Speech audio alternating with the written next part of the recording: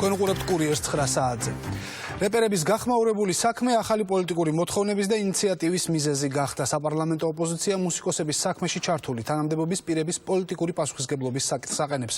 არასაპარლამენტო პარტიები მსუბუქი ნარკოდანაშაულისთვის გასამართლებულთა ამნისტიას მოითხოვენ. მართველი პარტია კი ნარკოპოლიტიკის შერბილებაზე საუბრობს. ქართულ ოცნებაში აცხადებენ, რომ შესაბამისი კანონპროექტი 2 დღეში მზად იქნება.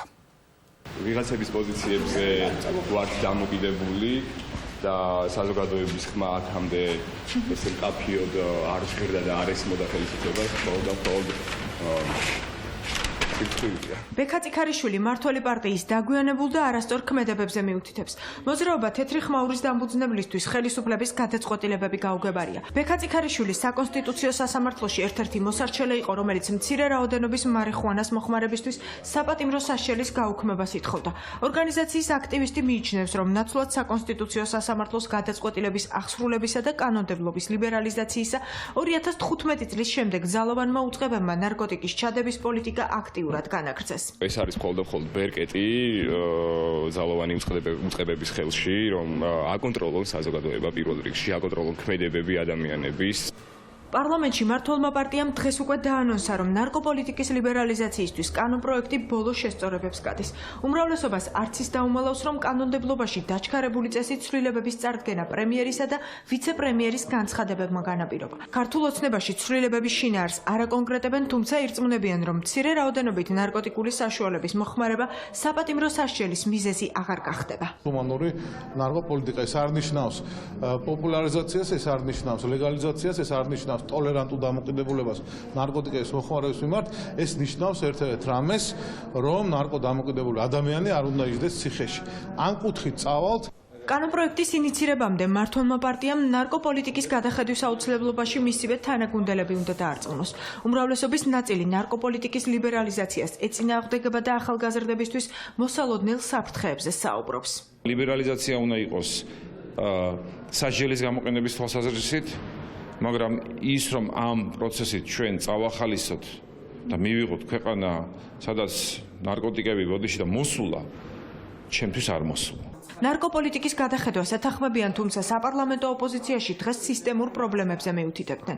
ნაციონალურ მოძრაობასა და ევროპულ საქართველოში მიიჩნევენ, რომ რეპერების საქმით არაფორმალური მმართველობის პრობლემა კიდევ ერთხელ დადასტურდა. ოპოზიცია ძალოვანი უწყების ხელმძღვანელების პოლიტიკური პასუხისმგებლობის საკითხს აყენებს. ნებისმიერი რამის ჩადება არის შესაძლებელი, თუ კი არის ამის პოლიტიკური ნება და სისტემა შიგნიდან არის უკვე ჩამონგრეული და ჩამომფარი, რასაც ჩვენ ქართული ოცნების ხელისუფლების პირობებში ფაქტიურად ყოველდღე რის დასტურსაც ყოველდღე ვნახულობთ. ყველა ის უპასუხისმგებლო და ფარისეული განცხადება, რომელიც ჩვენ მოვისმინეთ პრემიერ-მინისტრისგან, ენერგეტიკის მინისტრისგან, თუ ბერასგან, ეს არის ცდელობა, რომ კი არ მოგვარდეს პრობლემა, უბრალოდ ისპეკულირონ ამ სიტუაციით. ძალოვანი უწყებები, რომ არაფორმალურად იმართება, ამაზე განცხადება დღეს თავდაცვის ყოფილმა მინისტრმა გააკეთა. თინა ხიდაშოვმა იმაზეც მიანიშნა, რომ რეპერების საქმესა და ნარკოპოლიტიკაზე მმართველი პარტიის პოზიციის ცვლილება ბერა ივანიშვილის მიერ სოციალურ ქსელში გამოქვეყნებული გზავნილის შედეგია. ძალიან მნიშვნელოვანმა რეპერმა ამ ქვეყანაში Facebook სტატუსს დაწერა და უცებ 3 ინსტიტუცია ქვეყანაში ერთ წამში ჩამოინგრა. პროკურატურა, შენგან საქმეთა სამინისტრო და სასამართლო. 3-ვე უცბად. ეს ის 3 ინსტიტუცია, რომელიც დიახ ნამდვილად პრემიერის არანაირი ყურადღების თუ კონტროლის ქვეშ არ არის. აღმოჩნდა, რომ ბიზინა ივანიშვილი არა ბერა ივანიშვილი მართავს საქართველოს მთავრობას. ყოფილი თანაგუნდელის პოზიციას არაფორმალური მმართველობის პრობლემაზე რესპუბლიკურ პარტიაში იზიარებენ. პოლიტიკურმა გაერთიანებამ დღეს ამნისტიის შესახებ კანონპროექტი წარადგინა. პარტია ნარკოტიკების შეძენის, შენახვისა და მოხმარების გამოდაპატიმრებულებისთვის სრულ ამნისტიას, გასაღებაში მსჯავრდებულებისთვის კი სასჯელის შემცირებას 1/3 ითხოვს. ნარკოპოლიტიკა ვერ შეიცვლება, თუ წარსულ შეცდომებს არ გავიაზრებთ და არ მივიღებთ გადაწყვეტილებას ჰუმანურ ამნისტიის შესახებ. რესპუბლიკურმა პარტიამ საკანონმდებლო წინადადება პარლამენტში უკვე დაარეგისტრირა. ამნისტიას ისინი 2017 წლის 12 ივნისამდე ნარკოტიკული საშუალების მოხმარების გამო დაკავებული ყველა პირის მიმართ ითხოვენ. ამ წუთებში ქართული ოცნების ოფისში საპარლამენტო უმრავლესობის სხდომა მიმდინარეობს, რომელზეც დეპუტატები და პარტიის სხვა წევრები სწორედ ნარკოპოლიტიკის ლიბერალიზაციის საკითხებს განიხილავენ. ჩვენი ჟურნალისტი ნინო სამყურაშვილი იმყოფება მართველი პარტიის ოფისთან. ნინო, რა ახალი დეტალებია ცნობილი კანონპროექტის შესახებ? კანონპროექტის შესახებ ახალი დეტალები ამ დროისთვის ჯერ კიდევ არ ხმაურდება, რადგანაც უმრავლესობის წევრებისთვის აცხადებენ, რომ მას შემდეგ გახმაურდება გადაწყვეტილებები, როდესაც სხდომა იქნება დასრულებული. ამ დროისთვის უცნობი არის თუ ყველა ნარკოტიკული საშუალების მოხმარების შემთხვევაში მოხდება დეკრიმინალიზაცია, თუ მხოლოდ მარიხუანა შეეხება.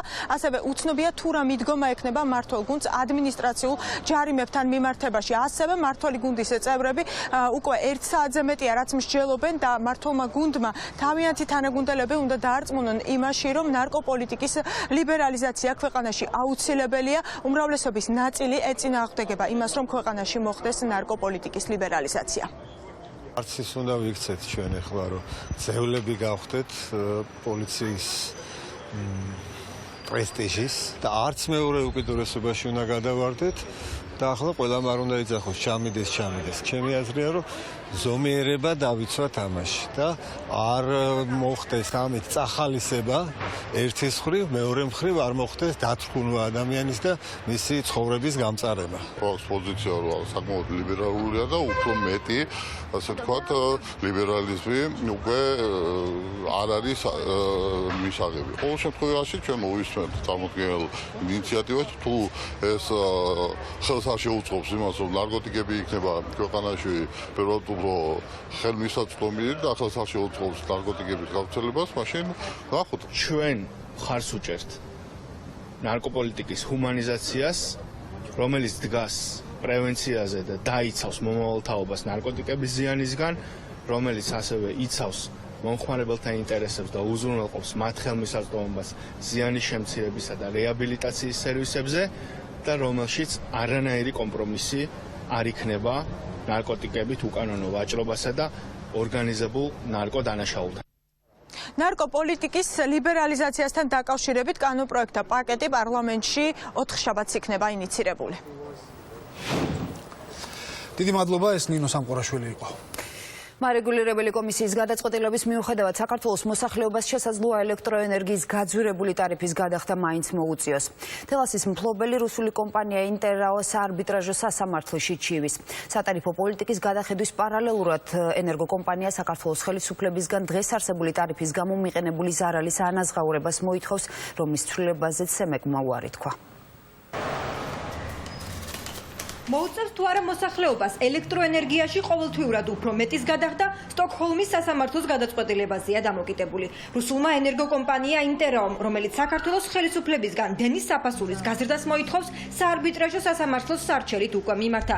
სარჩელისა და მოთხოვნის დაკმაყოფილების შემთხვევაში ქართულ მხარეს ტარიფის გადახედვა და 500,000-მდე აბონენტისთვის გაზრდა მოუწევს. საქართველოს ხელისუფლებასთან გაფორმებულ მემორანდუმში არის პუნქტი, რომ ლარის გაუფასურების შემთხვევაში უნდა გადაიხადოს კომპენსაცია ტარიფის გაზრდის მეშვეობით. გასული წლის 1 ნოემბერს მოხდა ტარიფის ინდექსის განსაზღვრა და არსებული გარემოება არ იქნა გათვალისწინებული. შესაბამისად, კომპანიამ შეიტანა სარჩელი, რომ აიძულოს საქართველოს ხელისუფლებას შეასრულოს ნაკისრი ვალდებულება. რუსულ ენერგოკომპანიაში, რომელიც თელასის მფლობელია, აცხადებენ, რომ ლარის გაუფასურების პირობებში კომპანია ათობით მილიონს კარგავს, ამიტომ მოქმედი ტარიფის გადახედვისა და ცვლილების გარდა საერთაშორისო საარბიტრაჟო სასამართლოსგან საქართველოს ხელისუფლებისთვის 125 მილიონ დოლარიანი კომპენსაციის დაკისრებას მოითხოვს. ჩვენ ვფიქრობთ, რომ ეს ტარიფები იყო სამართლიანი, კონივრული და გამჭვირვალე. მარეგულირებულ კომისიაში, რომელმაც თელას ტარიფის მომატებაზე რამდენიმე თვის წინ უარი უთხრა და მოქმედი ფასი ძალაში დატოვა, ინტერაო სასარჩელო პირობებს არ იზიარებენ. უწყებაში აცხადებენ, რომ ელექტროენერგიის საფასური ლარის კურსის ცვლილების გათვალისწინებით სტანდარტული მეთოდოლოგიით დადგინდა.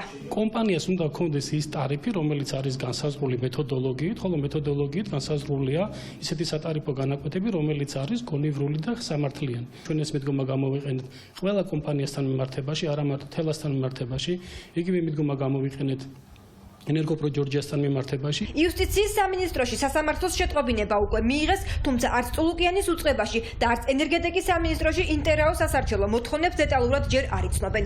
ამიტომ წინასწარ პროგნოზს ვერ აკეთებენ, რამდენად მყარია ქართული მხარის პოზიცია და არგუმენტები და შეძლებენ თუ არა საერთაშორისო დონეზე სატარიფო დავის მოგებას. სარჩელს ცალსახად შესწავლა ჭირდება ყველა იმ დამატებითი არგუმენტების გაანალიზებით, რომელიც სავარაუდოდ სარჩელში წარმოდგენილი აქვს. თუ დამატებით არის ისეთი საფუძველი, რომელიც რაღაც ნაწილში არბიტრაჟი, ასე ვთქვათ, დაგვაკისრებს ვალდებულებას, ბუნებრივი არის იმისი გასაჩივრების საშუალება, მე მგონი იურიდიულადაც აღარ არის. ანუ ქართული მხარე გამწყუნდება, მაგრამ დავიცადოთ ჩვენ საკმაოდ მყარი პოზიციები გვაქვს. შეტყობინება დავის შესახებ შემოსულია სტოკჰოლმის არბიტრაჟში, მაგრამ დავის განხილვა ჯერ არ მიმდინარეობს, იმიტომ რომ ენერგეტიკის სამინისტრო მომჩივან მხარესთან ჯერ კიდევ აწარმოებს მოლაპარაკებებს. სტოკჰოლმის საარბიტრაჟო სასამართლოს გადაწყვეტილებას ელოდებიან საკანონმდებლო ორგანოშიც. პოლიტიკური ოპონენტები თვლიან, რომ რუსულ კომპანიას დავის საფუძველი შექმნილი ეკონომიკური ვითარებიდან გამომდინარე აქვს.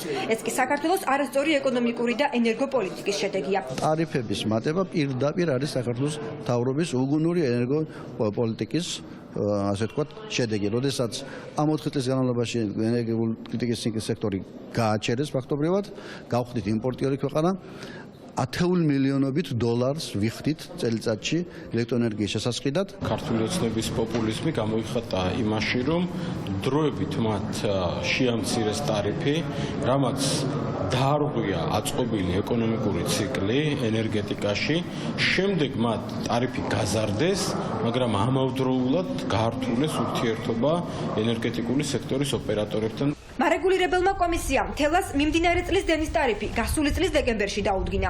ელექტროენერგიის საფასური დღეგეს გარეშე სხვადასხვა აბონენტებისთვის 11-დან 18 თეთრამდე მერყეობს.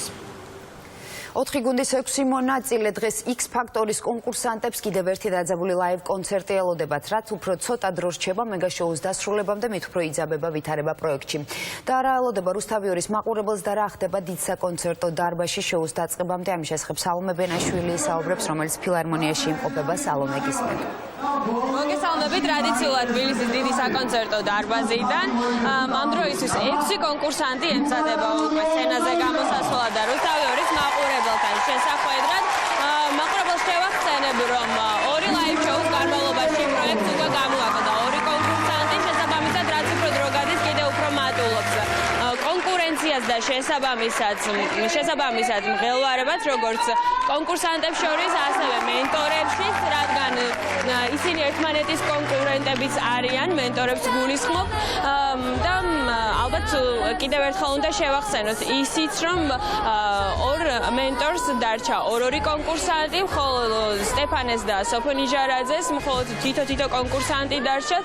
შესაბამისად აუცილებელი არის მაყურებლის აქტივობა, მხარი დაუჭირონ საკუთარ ფავორიტებს.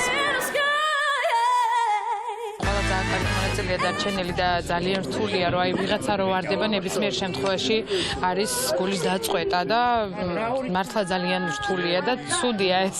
მაგრამ ნუ რას ვიზავთ, კონკურსია და გვინდა თუ არ გვინდა აუცილებლად უნდა გამოაკლდეს ვიღაცა. დღეს მღერი გოსპელს, ფენტეიჟა ბორონო იმღერა ამერიკან აიდოლზე, რომელიც არის ძალიან მაგარი სიმღერა. ძალიან შრომით და პასუხისმგებლობით ვემზადებოდით მეც და გრიგოლიც ამ ტურს. სიმღერებსაც რა შეეხება მოგცა სიმღერები ისეთი, რომელიც დიდი ხანია არ მოусმენია ხალხს. იგზნეს კონკურსანტებმა კონკურენცია რო გაიზარდა, იმიტომ რომ 2 კონკურსანტმა დატოვა შოუ და შესაბამისად ყველა ახლა რეპეტიციიდან გამომდინარე ყველა მოწოდების სიმაღლეზეა და შემართებულია და ძალიან კარგი სანახაობა იქნება მაყურებელს, იმიტომ რომ კარგად მომზადებული კონკურსანტები წარდგებენ მას წინაშე. 6 კონკურსანტიდან დღეს საღამოს უკვე მაყურებელი 2 აუთსაიდერს გამოავლენს, აქედან კი ერთს მოუწევს პროექტის დატოვება. სალომე ბენაშვილი საუბრობდა დიდი საკონცერტო დარბაზიდან. მადლობა სალომე. ასეთი იყო დღის მთავარი თემები და კურიერი 9 საათზე. თქვენ წინ X ფაქტორი გეულდებათ, ჩვენ კი ერთმანეთს შევხვდებით ხვალ. ახლა